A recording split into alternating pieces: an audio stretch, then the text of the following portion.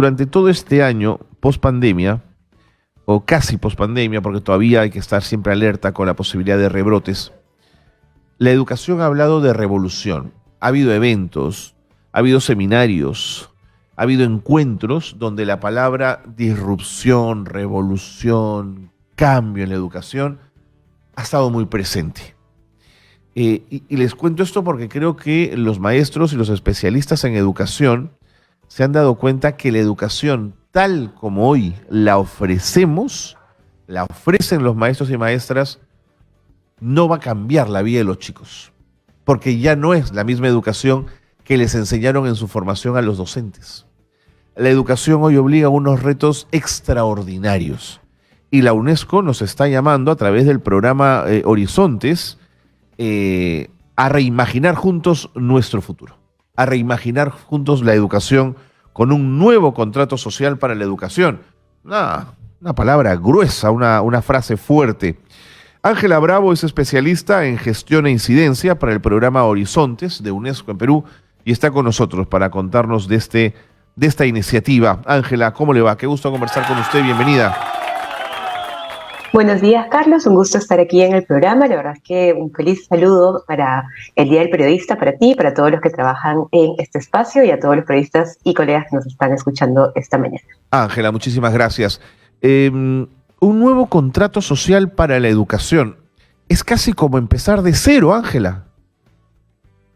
No es un empezar de cero, pero es una mirada y una llamada de atención muy grande a cómo estamos entendiendo la educación en este contexto, ¿no? La UNESCO en el año 97, ya van a ser, imagínate, más de 30 años de este espacio, sacó un informe que era el informe de la educación del siglo XXI, cómo debía ser la educación en el nuevo milenio. Sin embargo, en estos 21 años que ya tiene el nuevo milenio, entrando a su año 22, han habido muchos cambios muy acelerados. La pandemia misma ha sido un hecho insólito que nos llama la atención sobre cómo debemos reformar no solo la educación, sino todas las esferas de la sociedad.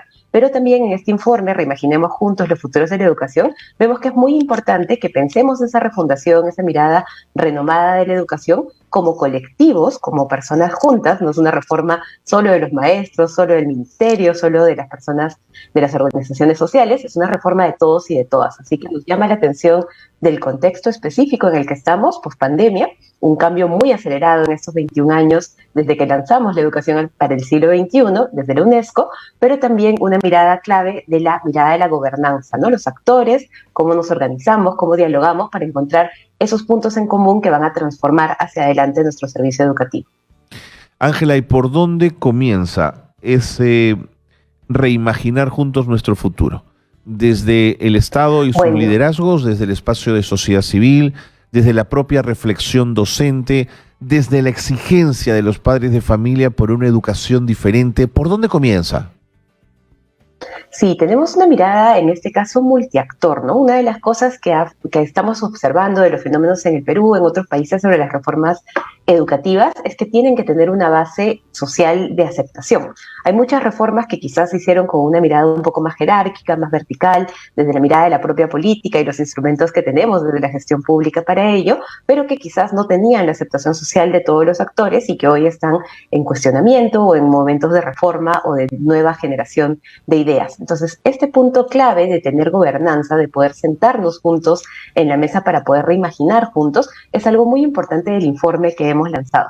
La palabra juntos no solo es el llamado a la acción de que trabajemos articuladamente, porque la educación y el sistema educativo es tan complejo de reformar que estamos todos en la mesa con los mínimos puestos para poder accionarlo, para poder activar estos cambios, sino también pensar cuáles son esos cambios para cada uno de los contextos. De hecho, uno de los puntos interesantes del informe es que no habla del futuro de la educación, habla de los futuros. Y quizás esos futuros no solo son diferentes entre países, sino también diferentes entre instituciones educativas, entre regiones y pues con la diversidad que tenemos que poner como un valor en nuestro país, además diferentes para aquellos pueblos indígenas, para aquellas personas que tienen discapacidad. Hay futuros que son diferentes puntos de partida diferentes. Entonces, hay una mirada muy fuerte aquí al diálogo en común para poder encontrar aquellas acciones claves que pueden generar el cambio con todos los actores, ¿no? Entonces sí tenemos un reto bastante grande hoy de poder ver cuáles son esos espacios que quizás están debilitados después de la pandemia, que jalan la opinión pública, que ponen temas en la agenda y que permiten que todos estos engranajes que has mencionado, Carlos, desde el Estado, desde la sociedad civil, desde los propios actores educativos, empiecen un diálogo, porque todos estamos ejerciendo cambio mientras hacemos nuestras acciones en diferentes niveles, ¿no? Pero si no tenemos acuerdos en común de cuáles son esos cambios, hasta dónde van esas nortes, esas visiones, vamos a seguir accionando sin tener una mirada de norte claro. Interesante, ¿cómo lo planteas, Ángela? E interesante va a ser revisar sin duda ese informe para poder ir desentrañando estos aspectos a los que UNESCO nos invita a reflexionar y a pensar.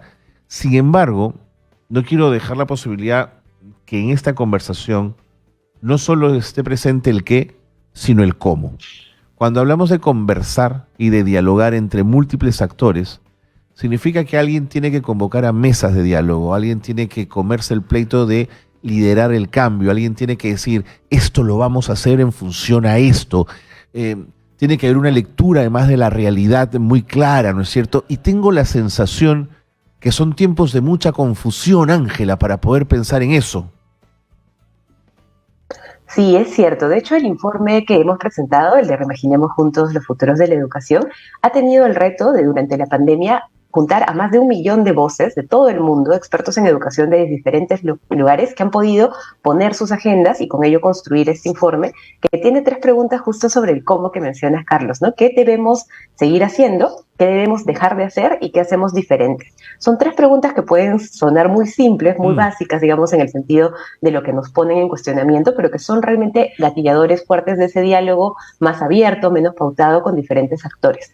De hecho, el tema de generar espacios para dialogar es algo que es un punto muy clave en la mirada de reimaginar los futuros de la educación, también de cómo educamos nuevas ciudadanías en el contexto en el que estamos, ¿no? Mucha polarización, muchos puntos que no nos unen, sino más bien nos dividen en colectivos más individualizados o de repente con agendas mucho más específicas. Todos los tejidos sociales se han removido mucho, no solo con el tema de la aceleración de redes sociales, sino también con la mirada muy acelerada del cambio que ha tenido la pandemia, de ponernos sobre nosotros mismos y la prioridad de lo individual, ¿no? Entonces tenemos que reconstruir ese tejido social. Es algo complejo, es algo difícil, pero también tenemos el rol desde diferentes espacios. Solo esta conversación ya es un espacio para poner estas cuestiones en mesa y, pues, por supuesto, desde las aulas, desde las escuelas, es algo que los docentes podemos empezar a motivar y a movilizar para empezar a volver a construir colectivo, ¿no? Creo que es uno de los puntos más difíciles que tenemos en el contexto actual de nuestras sociedades, en donde se está cuestionando mucho de nuestros patrones de participación, de democracia, de interacciones, incluso la misma mirada de los juegos y papeles de los actores están muy hoy polarizados sin duda, ¿no? Entonces, este punto clave de cómo educamos en este momento y además cómo educamos a la generación que se va a ir enfrentando a este tipo de situaciones en el futuro, son claves desde muy abajo, desde la propia aula, desde la propia escuela, y luego escalando a todos los espacios de la sociedad civil, que es a lo que nos invita este informe. Porque además, Ángela, pensaba mientras te escuchaba en que en América Latina tenemos sociedades movilizadas por la educación. Pienso en Chile, ¿no? Desde los mismos escolares de los últimos años de colegio y de secundaria, cómo ellos mismos han gatillado la protesta por una mejor calidad de su educación y le plantean cara al Estado y le dicen, oiga, ustedes tienen que ofrecernos una educación de mejor calidad, ¿no? Invitando justamente a este repensar futuros. Pero en el caso peruano, la sociedad peruana, al menos en el ámbito de la educación, no parece demasiado movilizada en esos términos. Entonces, también me pregunto, ¿cómo gatillamos esa experiencia, ¿no es cierto? Si no estamos acostumbrados a ella, si hemos estado un poco distantes de la escuela, bueno, que la escuela decida, que la escuela haga, que el profesor decida, ¿no es cierto? Me preguntaba cómo activamos y gatillamos justamente esa interacción. Y de hecho ese es un problema complejo en nuestro país porque tenemos un problema muy fuerte de participación, de llevar a la acción, digamos, las ideas que se van discutiendo, pero también tenemos un problema muy fuerte de cohesión social, ¿no? No hay agendas que nos unan. Cuando ponías el ejemplo de Chile, pensaba no en la protesta última, que también fue iniciada por escolares de secundaria, sino en la revolución de los pingüinos, ¿no? Varios años atrás, estamos hablando de casi 20 años de ese momento en que los estudiantes pararon en el país porque pedían una educación de mayor calidad, ¿no? Es interesante cómo hay agendas mínimas que nosotros todavía no tenemos consolidadas en colectivos, y eso se refleja en el espacio educativo, en los partidos políticos, se refleja en varias dimensiones, ¿no? Pero hay un punto importante ahí para poder trabajar esta mirada desde la propia escuela y que los maestros y maestras podemos empezar a gatillar, ¿no? Que es la mirada de poder tener espacios de diálogo, de participación, y que ese diálogo no sea solo para el día en que lo mostramos y que mira qué lindo el municipio escolar y mira qué bien la escuela dialoga, sino realmente tome acción en el cambio de la escuela. Porque a veces la participación que nosotros generamos, ya sea de las familias, de los estudiantes, la propia participación de los docentes en consultas, es una participación que es para validar la participación en sí misma, no para llegar a acuerdos, no para meternos a esas discusiones quizás difíciles en que probablemente todos no estemos de acuerdo y tengamos que tomar decisiones sobre las agendas mínimas para poder construir colectivo. Ese es un punto muy importante del tipo de educación ciudadana que necesitamos hoy, en este momento además en particular, porque esta es la única cohesión que nos va a permitir no solo activar reformas, sino también poder combatir las noticias falsas, poder combatir la desinformación, la polarización y los extremos, ¿no? Así que es un momento muy clave para poder trabajar una educación ciudadana con todos los actores diferente, tanto en el nivel del aula como en el nivel de la política pública, donde también estas voces tienen que tener una mirada de espacio, validación y diálogo, ¿no? La mirada de imponer la política o de repente solo consultar para validar es algo que nos limita mucho en esta construcción de colectivos. Clarísimo, Ángela, muchísimas gracias por habernos acompañado en Escuela Abierta y habernos planteado la necesidad de pensar en este nuevo contrato social para la educación. Un abrazo, Ángela, gracias. Muchísimas gracias, Carlos. Los invitamos a seguir dialogando sobre este tema. Totalmente. Y pueden ingresar a losfuturosdeeducación.org para bajar el informe, leerlo y seguir con esta conversación. Repíteme la dirección, por favor. losfuturosdeleducación.org. Perfecto, ahí estamos. Muchas gracias, Ángela. Ángela Bravo ha estado con nosotros, especialista en gestión y ciencia para el programa Horizontes de UNESCO en el Perú. Vámonos a la pausa y volvemos.